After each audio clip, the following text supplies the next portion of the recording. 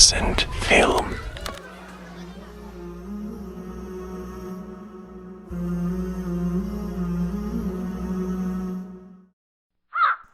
মানুষ তার গোলামি করত, তার থেকে সে নিজেই প্রজাদের আস্তে আস্তে করে গোলাম বানিয়েছিল।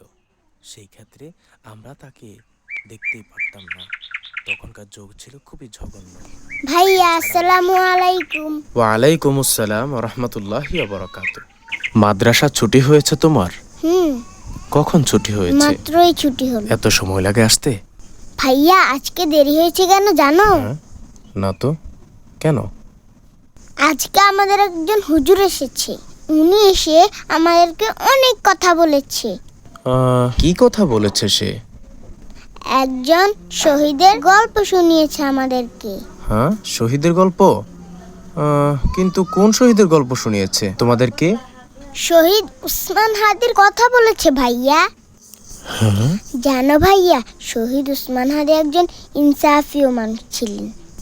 আর কি কি বলেছে তোমাদেরকে ওসমান হাদির বিষয়ে? আর ওসমান হাদিকে কেন শহীদ করা হয়েছে জানো?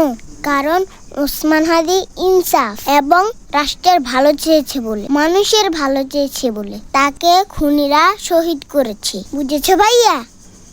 মাশাআল্লাহ, অনেক কথা বলেছে তোমাদেরকে ওসমান হাদির বিষয়ে। আচ্ছা ভাইয়া, আমরা কি ওসমান হাদির মতো হতে পারি না? অবশ্যই হতে পারো, কেন হতে পারো না? হ্যাঁ, কিন্তু ওসমান হাদির মতো হতে হলে ইনসাফ, রাষ্ট্রকে ভালোবাসতে হবে, ইনসাফ করতে হবে এবং নিজের দেশের অহংকার করতে হবে। বাহিরের রাষ্ট্রের বা বাহিরের দেশগুলোর গোলামি করা যাবে না। ওসমান হাদি শুধু এই কারণেই জীবন দিয়েছে।